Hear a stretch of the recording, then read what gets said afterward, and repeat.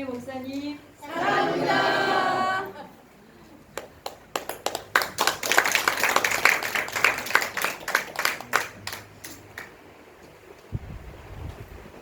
목사님, 저희 늘 하던 대로 세 번 부르고 사랑합니다 할 때요. 반말 해도 되죠, 목사님? 예. 시작! 월요일, 월요일, 월요일, 사랑합니다. 감사합니다. 2013년에 저기 청사에서 처음 시작할 때 그때도 이렇게 일과가 끝나니까 마이크가 안 나왔어요. 근데 그 대회의실에 그때까지 있어가지고 제가 그 목소리를 높여가지고 1시간 반 동안 해가지고 그래서 성대 결제를 해요. 그래가지고 그게 10월, 11월까지 아주 고생한 게 있네요. 그게 참그 에어컨 안 나오니까 참 그렇네요. 그러셨어요? 여러분 이거 하실 때마다 계속 이렇게 안 나왔어요? 네, 안 나왔어요. 되게 많았어요. 제가 이제 에너지 관리 공단이라는 곳에 저기 그 성남에 있는 거기서 신뢰를 소개했는데 거기는 겨울에 가을, 봄에 온도를 못 높더라고요. 거기 그 부장님하고는 내복을 두 벌째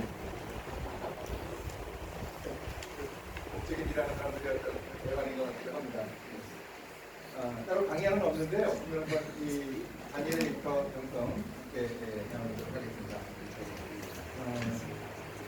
브룬스위크 장로교회라는 뉴욕에 있는 교회의 목사님이 리터의 콘텐츠 교회적인 동영상을 보여주시는데 교회가 안 나오더랍니다.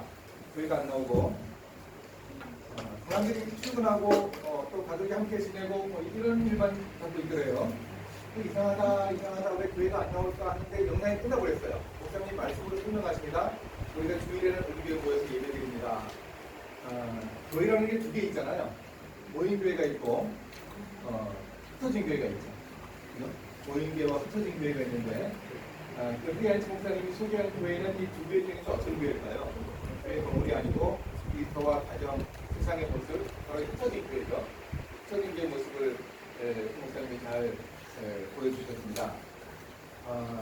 이게 이제 모임교회, 흩어진 교회 이게 이제 요즘 나온 개념이 아니고 벌써 500년이 넘은 개념인데요.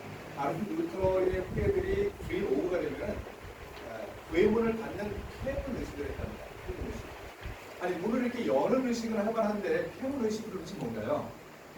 그렇다고 주중에 교회 문 안 연 것도 아닌데 이게 어떤 의미일까요?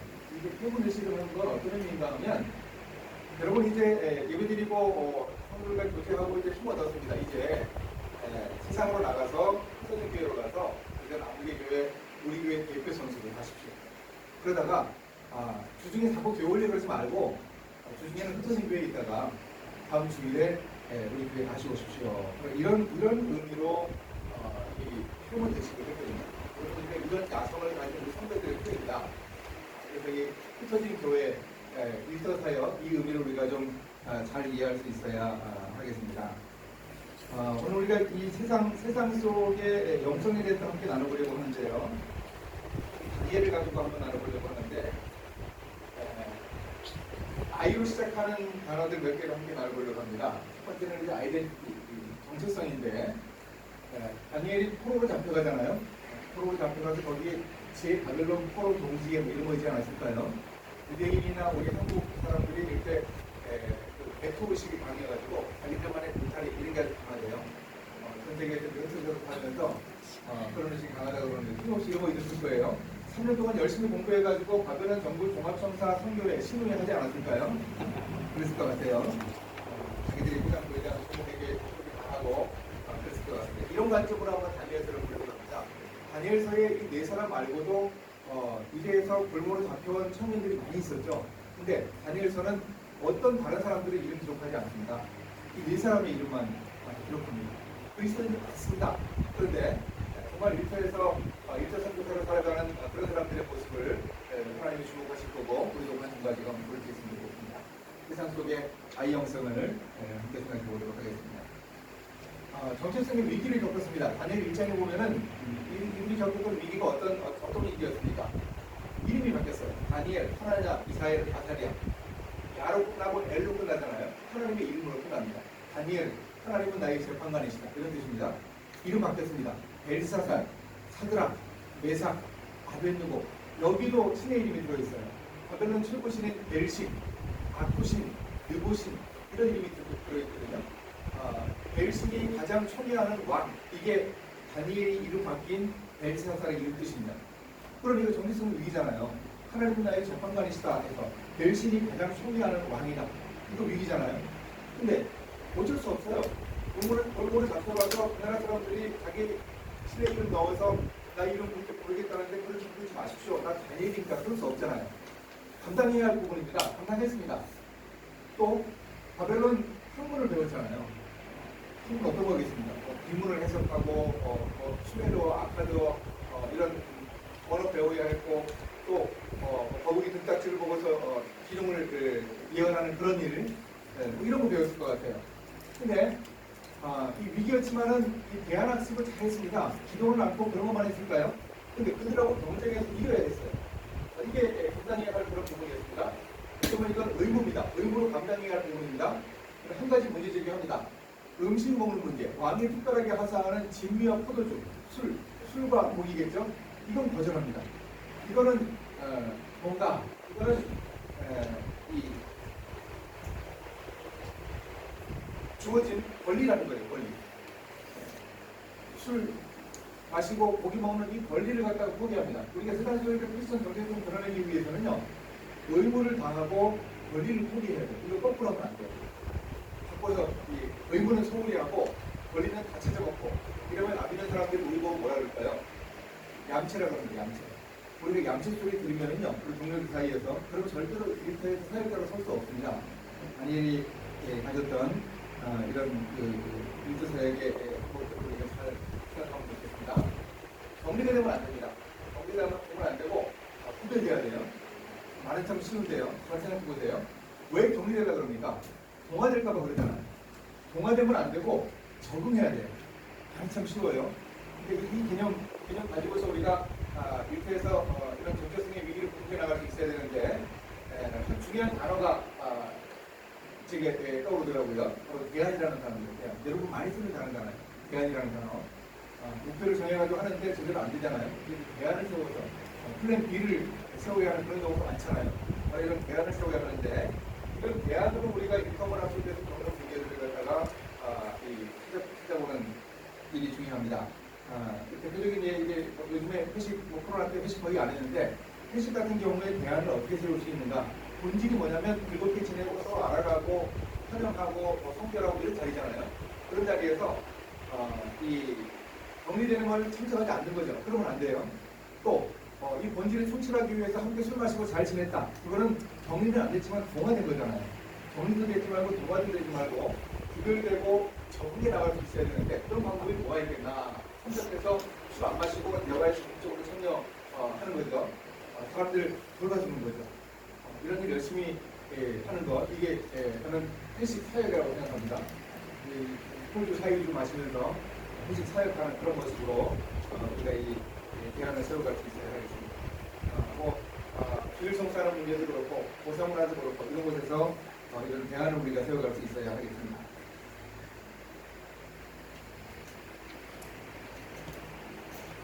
두 번째 아이는 이제 영향력인데요. 우리 교회에서의 영향력, 업무 능력, 이거 참 중요하죠.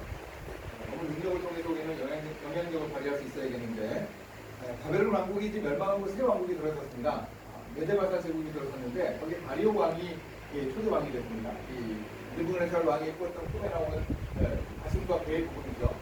에디아 페르시아 제국인데요.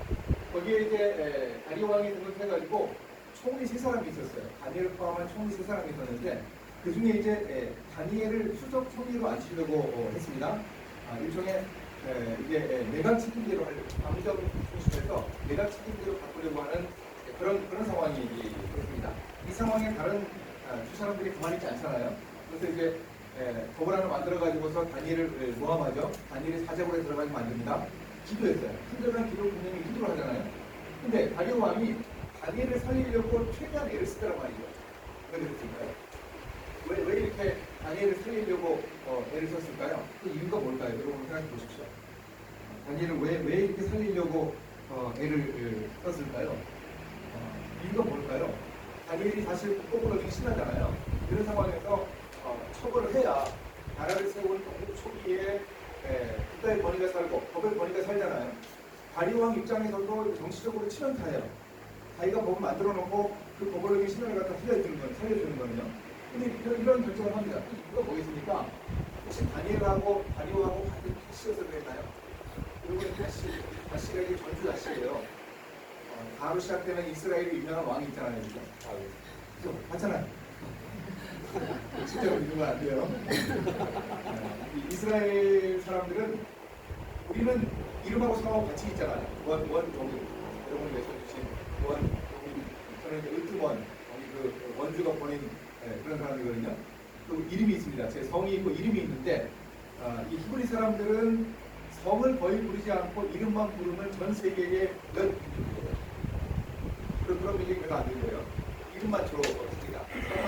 성은 스타이름이라든지 지역 이름이라든지 다른 이름으로 부르고 주로 이제 이름만 가지고 쓰는 사람들이래요. 다니엘은 성이 아니고 이름이죠. 이름. 다니엘하고 다리오하고 같은 혈연이 있을 리가 없어요. 또 같은 이게 왕족과 귀족 중에서 잡아온 사람이기 때문에 그런 가능성이 있다는 얘기죠. 다니엘이 왕족의 가능성이. 이건 아니고 흑연이 있을 리가 없고 다니엘은 저 변방에서 어릴 때 불모를 잡아온 사람이고 다리오 왕은 아버지가 메될 사람, 어머니가 메될 사람. 그래서 메데바사 제국의 초대왕으로 딱 어울리는 사람이다. 그래서 백대야스 출신 사람이에요. 흑연이 있을 리가 없습니다. 지연이 있을 리가 없습니다. 왜 다리오 왕이 다니엘을 그렇게 살리려고 했을까요? 이유가 여러분 마음속에 있죠? 바로 능력이죠. 이렇게 해서 이 사람이 아래 사람은 살펴냈는데 붙잡는 이유는 뭡니까? 이 사람 나가면 내가 힘드니까 붙잡는 거죠. 회사에 손해니까 붙잡잖아요. 그런 이유죠. 그런 이유 때문에 붙잡았습니다. 그런 증거를 찾을 수 있을까요? 나중에 다니엘이 사제골에 들어가지 않고 들어갔을 때 살아나오고 대신에 참조했던 두 사람 총리들과 고관들 그랬잖아요. 총리 세 사람 중에 둘 고관들 120명 중에 다니엘 쪽에 40명을 제외한 80명 정도는 아니라도 적어도 두 사람 이상 이 사람들을 사제골에 넣었거든요. 이렇게 나라 행정에 핵심 사람들 총리 두 사람하고 고관 2명 이상을 갖다가 처형하는 거 이게 가능할까요? 이게 우리는 믿어지는데 성경을 연구하는 학자들, 자유주의 신학을 하는 학자들은 이게 믿어지지 않아요. 그래서 한 주석에는 이건 실제로 있었던 일이 아니고 하나님의 영광이 메데바사 제국에 이렇게 충분히 드러났다 하는 걸 표현하는 문학적 표현이다. 제가 잘못 읽었나? 영어를 잘못 읽었나 하고서 자세히 봤는데 문학적 표현이래요. 리얼이 안 돼요. 실제 일어난 일이 아니래요. 저는 그거 안 믿습니다. 실제로 일어났어요. 실제로 이 사람들이 사용됐어요. 그리고 가만히 생각해보니까 밑에는 정치가 있잖아요. 내가 우크라이나에 서야 하나 정치가 있잖아요. 이 공무원 세계에서는 그런 게 좀 덜한가요? 일반 이 사기업에서는 이렇게 누구 라인에 서는 거 잘해야 됩니다. 내가 그 라인에 섰는데 이사가 못 벗었다. 그럼 나와야 돼요. 정답이 없어요. 누구 라인에 서는 참 중요하잖아요. 또 그런 상황이었단 말이죠. 그럼 한번 봅니다. 이때 이 행정 책임진 사람들이 얼마나 많은 영역을 담당하고 국방과 행정을 동시에 책임졌는가. 아프리카의 리비아, 이집트, 그리스까지 합니다. 아라레라는 호수까지 갔다가 오른쪽에 인더스강이거든요. 이게 안 된 정치잖아요. 이 사실 알고 이전에 쳐들어오면 어떻게 되겠습니까? 이거 모를 리가 없습니다. 다리오 왕이 정권 잡을 때 나이가 62세예요. 시대의 젊은 사람이 아니었습니다. 우리는 이 개혁을 단행하려고 하는 다리오 왕의 포석을 읽어야 되는데요. 신하들이 방탄 싸움합니다. 화해가 안 돼요. 한 세력을 제거합니다. 본토바이고 다수인 사람들을 제거해버리고 소수고 이방인인 사람을 살리는 겁니다. 이거 뭐 저기 용산이나 여기도 이런 데서 가능하지 않은 그런 일이에요. 진정한 정치 개혁입니다. 그리고 우리에게 중요한 게 두 번째인데요. 정적 제거에도 다니엘이 대제국을 경영하는데 문제가 없을 거다. 이 사람이 가지고 있는 정치적인 경륜, 느부갓네살 왕 밑에서 39년 동안 총리했거든요. 그리고 그가 가지고 있는 인적 인프라 가지고서 충분히 이 대제국의 위기를 해결해 나갈 수 있을 거다. 이런 확신이 있었기에 이를 처형했습니다. 여러분 우리는 직장인이니까 이 상황이 이해되잖아요.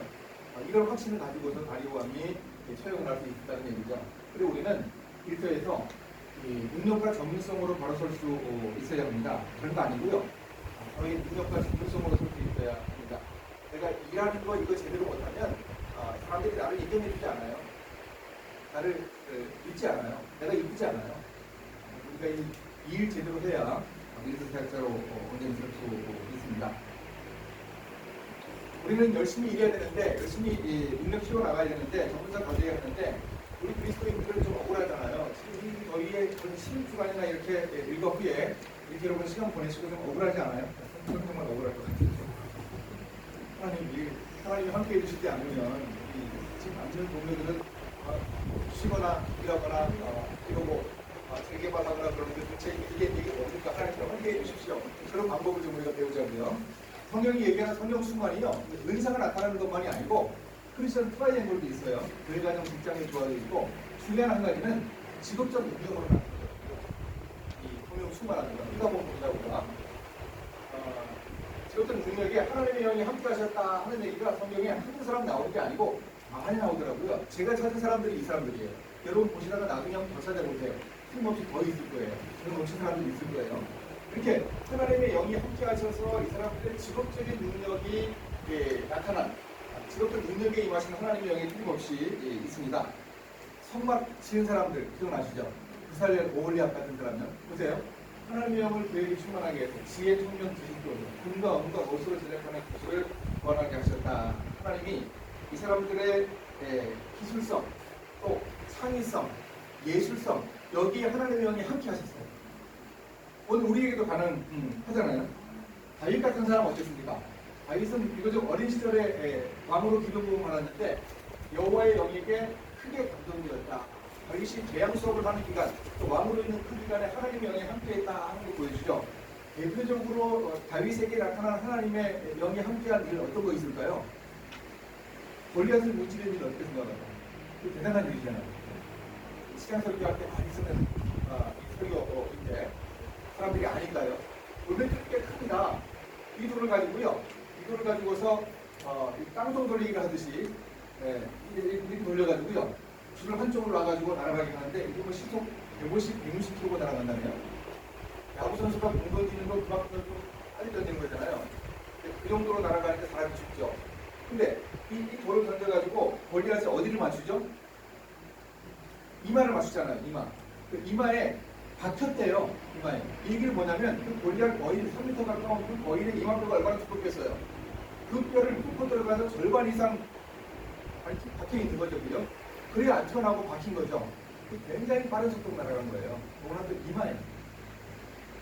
이러니 이게 대단한 일이죠. 이 성령님이 함께 하셨을 거예요.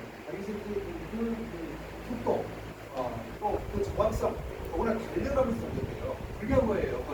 갑자기 저기 앞으로 왔거나 화살이 날아왔거나. 그래서 달려가면서 조준 안 되잖아요. 그런 상황에서 한 방에 맞췄다는 얘기는 대단한 거죠. 근데 열심히 다윗이 연습했을 거예요. 형들은 막내가 치는 양치기를 치는 그런 전통 때문에 형들을 2, 3년 하고는 떠났어요, 일을. 근데 다윗은 오랫동안 했어요. 왜 그랬을까요? 엄마가 동생을 안 낳아줬어요. 자기가 막내예요. 형들보다 오래 했습니다. 핸디캡이죠. 선생님 핸디캡이 당첨이 됐어요. 또 다윗은요, 시냇가에서 돌 주워가지고 왔는데 이 돌은 규격이 같은 게 하나도 없어요. 다윗이 던지는 돌은 똑같은 규격이 하나도 없어요. 평생 빅데이터를 가지고 있은 거예요. 한 방에 돌의 재질이 다르잖아요. 모양이 다르잖아요. 크기가 다르잖아요. 이거를 한 방에 골리앗의 이마에 저렇게 맞췄다는 얘기는 올해 그 재질을 보고서 수많은 연습을 해가지고 그걸 익혔다는 얘기입니다. 여러분 야구 선수가 공 던지는데 똑같은 표적에 그렇게 연습해가지고 던지는데 포수가 원하는 대로 50% 이상 던지면 잘 던지는 수준이에요. 쉽지 않습니다. 근데 이게 다른 생각이 있죠. 분하게 예측을 그런 거예요. 10km 떨어진 지역에 기부하 지역에 거기에 타사시대에 물맷돌을 정말 잘 던지는, 머리카락 하나도 틀림없이 잘 던지는 사람들이 있었어요. 그 후손들이 있지 않았겠습니까? 그러면 가서 일과 끝나고 나서 10km 뛰어가서 거기 가서 1시간 뛰어가서 정타 물매 교습소, 한방 물매 학원 이런 데 가가지고 배웠을 거예요. 그렇지 않습니까? 고용보험 지원받아가지고 배웠을 거예요. 이런 지정학적인 조건을 활용하면서 열심히 애쓰고 노력하고 하나님의 성령이 함께해서 이런 일이 있었다 하는 거죠. 우리가 이 다윗의 이 성령의 충만함, 기도하는 거죠. 우리가 하나님, 제가 하는 일 속에 하나님이 함께 하셔서 성령의 충만함으로 제일 감당할 수 있도록 인도해 주십시오. 그래야 우리가 안 억울하죠. 이 성령의 충만함을 허락해 주시도록 우리가 기도하면서 그렇게 일할 수 있으면 좋겠습니다.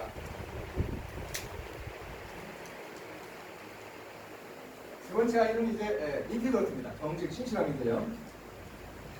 앨런 사태 일어나서 뭐 단련 얘기가 크리스천 교육이었어요. 이 케네스 레이라는 분이 힘들잖아요.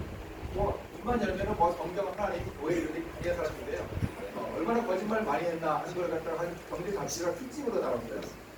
그래서 참 엄청난 그런 반향을 불러왔죠. 그 회사에 40분의 인티그리티가 있었습니다. 잘못된 얘기죠. 아니게는 인티그리티가 있더라고요. 종족들이 이때 인사청문회를 하는데 보십시오. 근거, 허물, 그럴 때 허물 없더래. 아무리 뒤져도 없어요. 예전 총리 시절 39년 동안 하면서 총리라면 뭐 비리가 있는 사진이 없더래요.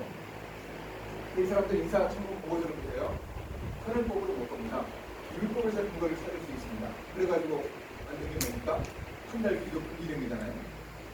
이렇게 볼 수밖에 없었습니다. 다니엘이 이 정도로 탁월한 정직성을 가지고 있었다는 사실을 우리가 좀 꼭 기억해야 하겠습니다. 다윗도 바로 이런 용기를 가졌는데 우리가 정직성 가지기 위해서는 용기를 가져야 되는데 다윗의 용기를 한번 배워보겠습니다. 전쟁을 보통 욕하면서 하는데 다윗은 뭐 여호와의 이름 어쩌고 저쩌고 합니다. 전쟁을 제대로 하려 그러나 말려 그러나 모르겠는데 이 용기를 가진 다윗이 어떻게 전쟁을 했을까? 제가 말씀드린 대로 저는 안 믿는 사람들 설계를 많이 하거든요. 코로나 기간에도 그 회사는 그래도 가서 합해서 한 2달 정도 빼고는 가족들도 예배를 드렸네요. 근데 안 믿는 사람들한테 이 홍보를 하면서도 저희가 권리한 얘기를 하면서도 제 마음속에 확신이 별로 없었어요. 다윗의 용기가 마음에 부딪혀오지 않더라고요. 여러분은 다윗의 용기가 마음에 부딪혀오세요? 제가 정태기 박사님이라고 치유사역 하시는 분의 강의 테이프, 옛날에 이랜드 오셔가지고 옛날에 그 테이프를 녹음을 한 게 있었거든요. 그게 뭐 수백 개가 있어요. 수백 개가 있는데 제가 하필 곡을 집었나 모르겠어요. 곡을 빼가지고 그걸 꽂아가지고 듣는데 거기서 정태기 박사님이 이야기를 하더라고요. 미국 가서 안식년에 공부를 하시는데 강동만 집사님이라고 저기 통영 충무에서 미국으로 이민 간 거기서 이제 호텔을 빼가지고 성공하고 그런 분 그분이 사냥 나갔다 왔으니까 고기 드시러 오십시오 초대를 하더래요. 4시간 반 걸려서 갔대요. 저는 죽어서 깨나도 4시간 반 걸려서 고기 먹으러 안 가는데 근데 하셨대요. 그랬더니 사슴고기 공고기는 그 시간에 늘 있는 고기인데 세상에 호랑이 고기가 있어요. 그걸 드셔보셨어요? 호랑이 고기 먹어봤다 이런 얘기 들어보셨어요? 호랑이 고기가요. 그게 뭐 이렇게 냉동한 게 아니고 생고기라 그런지 그렇게 육질이 부드럽고 그렇게 맛있더라네요.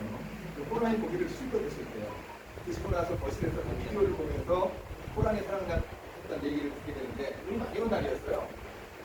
그냥 2마리 데리고서 산을 나가는데 커다란 발자국이고 호랑이 꼬리 소리가 들립니다. 호랑이 골짜기 쪽으로 내려가는데 호랑이 꼬리 소리, 개들이 짖는 소리 그냥 장난이 아니더래요. 겁이 나더래요.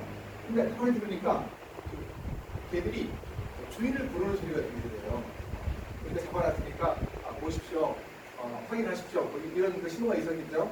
그래 갔더니 처음에는 못 봤어요. 개들이 막 짖고 있는 나무 밑에서 가보니까 호랑이가 나무 위에 웅크리고 있고 그 아래서 개들이 짖고 있는 거예요. 짖지만한 호랑이가 있더래요. 지역신문을 이렇게 찍은 것도 보여주더래요. 호랑이 가죽 들고 찍은 사진은요. 호랑이 보고서 총으로 쐈어요. 한 방에 떨어뜨렸어요. 죽었어요. 또 누가 잡은 겁니까? 주인이 잡은 게 아니고 사실은 개들이 잡은 거잖아요. 이 정태기 박사님 심리학 상담을 하신 분이거든요. 이분이 가만히 한번 생각을 해봤어요. 아니 이렇게 덩치도 호랑이가 여기 지금까지 살아있었는데 이 덩치도 크지 않은 사냥개 2마리한테 끌려서 이렇게 나무 위로 올라갔으니까 호랑이의 심리를 한번 생각을 해보셨대요. 내가 지금까지 만난 사람이나 동물이나 다 도망갔는데 이 녀석들이 막 덤비는데 정신이 없네. 잠깐 좀 피해보자고 나무로 올라갔다는 거죠. 그리고요 사냥개의 심리. 지금까지 우리 주인들과 함께 5년 동안 사냥 나가서 못 잡은 짐승이 없어요. 이 녀석은 덩치가 좀 크고 무리가 징그럽지만 우리 주인들과 함께라면 충분히 이길 수 있다고 생각하고 막 덤볐다는 거죠. 나중에 보니까요 이 사냥개 2마리의 몸에 상처가 하나도 없어요. 이거 뭐냐면 호랑이가 건드리지도 못하는 거예요. 그리고 실제로 사냥하는 사람들 얘기 들으면은 사냥개 손실 비용이 크대요. 그게 마이너스가 되는 요인인데요. 사냥개는 치우기도 하고 사오기도 하는데 사냥개 부상을 당하잖아요. 어떻게 할까요? 낙계에서 사냥개 쓸 수 없대요. 부상당하면 안락사시키는 거죠. 근데 이 사냥개들은 상처가 하나도 없다는 얘기예요. 그러니까 이 얘기를 들으면서 제가 제 머릿속에 정명송화같이 제 머리를 때리죠. 이게 무슨 얘기입니까? 다윗이요. 다윗이 가진 용기가 바로 이 사냥개예요. 내가 우리 주인과 함께 하면 충분히 이길 수 있다. 내가 사자와 곰과 맞서서 그 아가리에서 새끼 한 빼앗아 왔습니다. 하나님이 이미 그런 내공을 제게 주셨습니다. 이 하나님의 군대 모욕하는 블레셋을 벌리하면서 충분히 이길 수 있습니다. 다윗이 그러잖아요. 사냥개의 용기가 바로 다윗의 용기라는 거죠. 여러분 우리가 이 다윗의 용기 가지고서 맞설 수 있어야 합니다. 다윗의 용기가 어느 정도였는가 우리가 확인해 봅니다. 돌멘토를 5개 가져간 이유가 뭡니까? 하나 던져서 지평 또 던지기 위해서요. 총알을 화살을 5개 가져가는 병사는 좀 어리석죠. 더 많이 가져가야죠. 근데 왜 5개 가져갔을까요? 3회라 21장에 나옵니다. 이스비브노비라고 하는 골리앗과의 거인 장수를 다윗이 그와 도움받아서 죽입니다. 그리고 라흠이 육선이 거인 죽입니다. 골리앗은 전에 죽였죠. 그래서 거인의 토생이 다 다윗과 그의 부하들을 보내 넘어갔다. 드디어 이스라엘에 혐오가 찾아왔어요. 그리고 이 전쟁은 전면전입니다. 3회장 17장에 나오는 전쟁은요. 1절과 8절에 블레셋 군대, 이스라엘 군대, 군대라는 용어 자체가 한 국가의 정규군을 얘기하는 단어예요. 정규군끼리 맞붙은 전면전입니다. 이 5 거인들이 골리앗 뒤에 다 섰을 거 아닙니까? 5명 거인이 보이잖아요. 40일 동안 나와 전쟁하자고 했어요. 안 보일 리가 없죠. 이 큰 거인들이. 다윗이 원래 이 물멘토를 5개 가져간 이유가 뭐예요? 제가 돌 하나에 한 녀석씩 이 5 거인을 다 상대하겠다. 이런 얘기입니다. 다윗이 역신이 아니죠. 그죠? 이게 자기 힘으로 이 거인들을 이기겠다고 생각한 겁니까? 우리가 세상과 맞서는 용기는요. 우리가 정직할 수 있는 용기는 내 힘 가지고 되지 않아요. 하나님이 우리에게 주시는 힘 가지고 가능합니다. 이렇게 할 수 있습니다. 우리가 이 다윗의 용기를 가지고서 우리가 온전히 설 수 있어야 하겠습니다. 이 결단이 쉽지 않습니다. 그리고 대안이 필요한데 다니엘의 세 친구들 같은 경우에 목숨 걸었죠, 그죠? 순간의 결단을 해야 할 상황이 있어요. 근데 목숨 걸은 거예요. 살려주시면 발견하고 죽이시면 하늘 가고 주님 만나고 하는 거죠. 이런 결단을 해야 될 순간이 있습니다. 이것만은 아니고 전면적인 결단. 다니엘의 세 친구들이 보여주잖아요. 이분과 한분은 가능한데 여기신 문제는 도전하잖아요. 이 권리를 포기하면서 거절한다. 이렇게 통화의 관점으로 점진적인 변화를 모색해야 하는 그런 상황도 있습니다. 더 힘든 거는 현실적인 결단인데요. 이런 교육지책을 할 수밖에 없는 상황입니다. 아까 말씀한 것은 몇 사람이라도 구원하기 위해서 그랬다. 전에 한 쇼핑몰의 회사에 이제 이베이터를 하러 갔는데 거기에서 대관 업무죠. 매장 훔침을 이제 확장 허가를 내는 일을 하는 직원이 이제 얘기를 해주더라고요.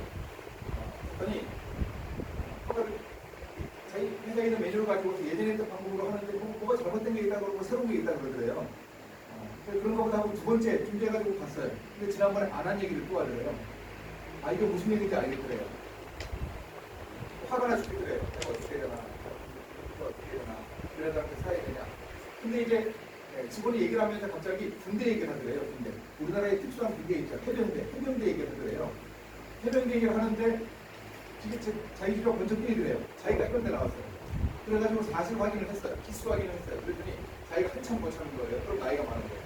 그때 갑자기 이 민원인을 상대하던 이 안산시청의 직원이 갑자기 말투가 달라지더래요. 조폭 깍두기가 보수한테 하는 말투로 이 존칭으로 바뀌더래요. 갑자기. 그래가지고 이 문제를 해결했대요. 제가 그 회원님한테 물어봤대요. 혹시 이 해병대 나왔다는 얘기를 했습니까? 그랬더니 자기가 얘기 안 했대요. 그리고 그 상황이 이렇게 해병대 군대 얘기를 할 만한 상황이 아니래요. 제가 그 회원님한테 그랬어요. 형님 이걸 가지면서 우리 사회에 있으면 좋은 설현, 해변, 지연에 덧붙여서 군연이라고 합니다. 그래서 해병대나 되지 저 같은 육군 포병은 죽었다 깨어나도 안 됩니다. 그런 분들 재밌게 오셨어요. 근데 제가 이 형제가 목사로서 정말 고맙더라고요. 여러분 생각해 보세요. 이런 상황에서 내가 어떻게 이렇게 돈 써가지고 이 문제를 좀 풀어보자 이런 생각이 들 수 있잖아요. 중에 유난글을 써가지고 그렇게 할 생각이 들잖아요. 근데 그러지 않고 이 점검법으로 해보려고 애를 쓰니까 하나님 이런 방법으로 길을 열어 주시더라는 거죠. 이런 경우가 있습니다. 이렇게 현실적인 결단을 하는 방법이죠.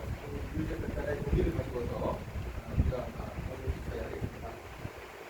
네 번째는 이제 하나님과의 친밀한 인티머시입니다. 다니엘이 일터에서 승리했던 비결이 있습니다.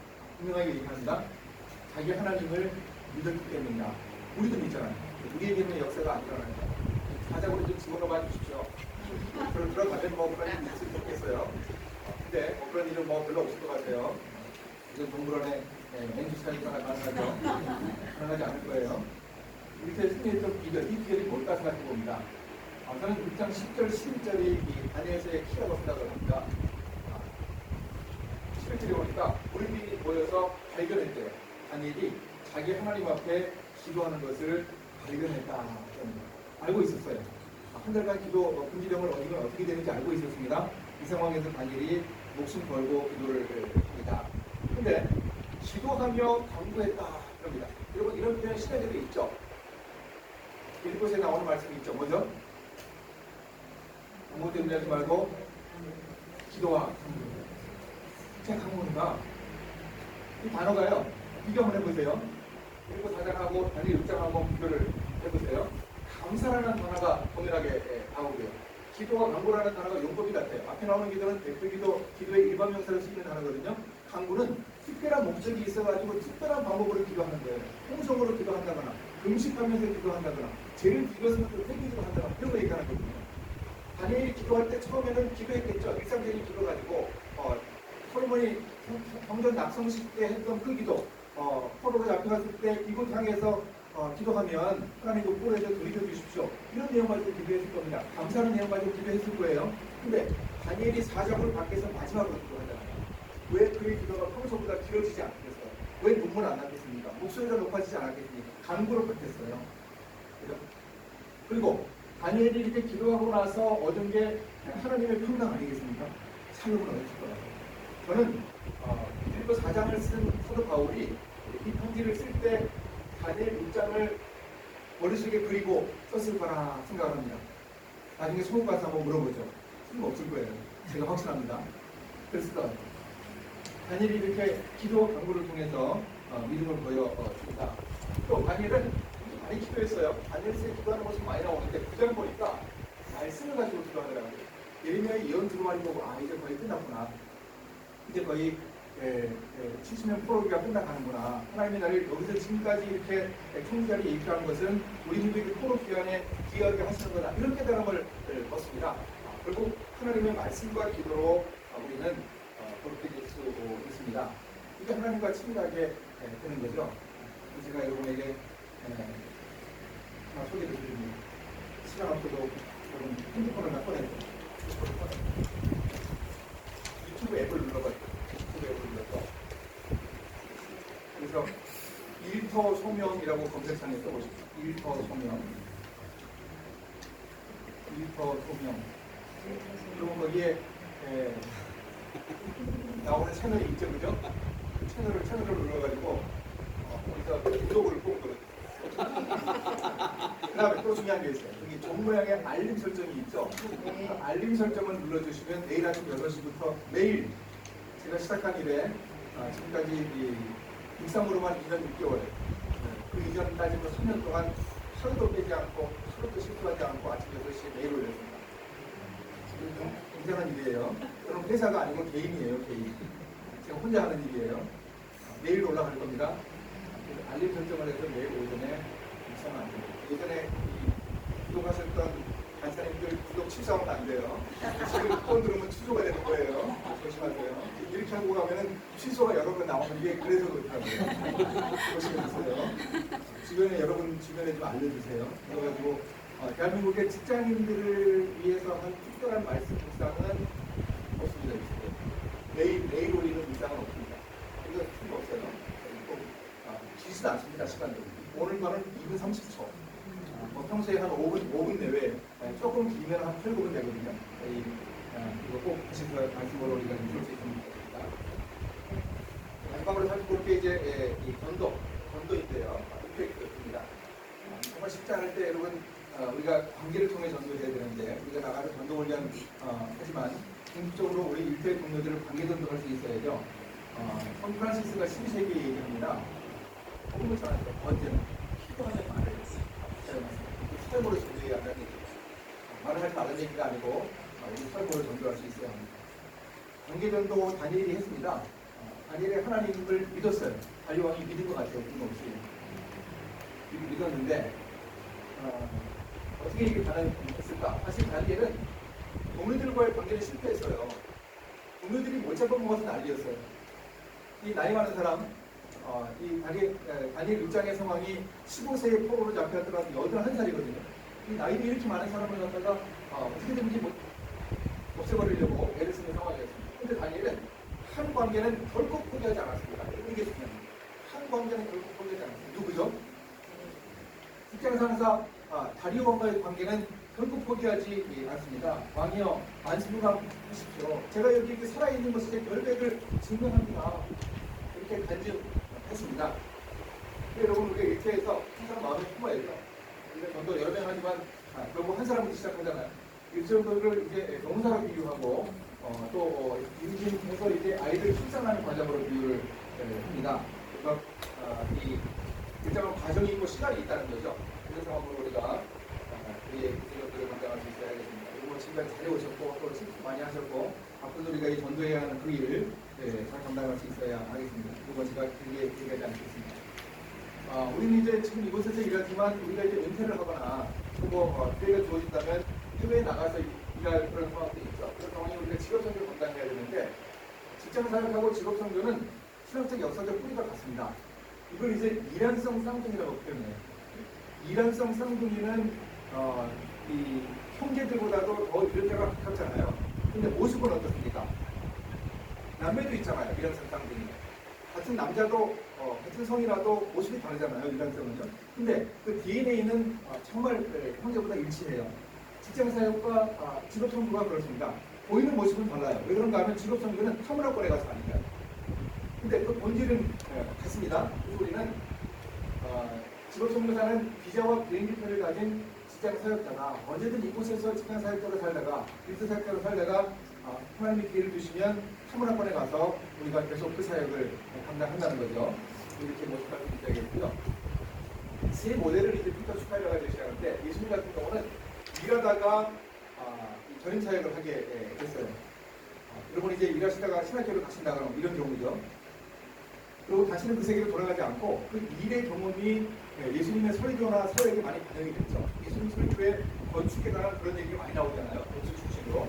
그런 모습을 보여줬고요.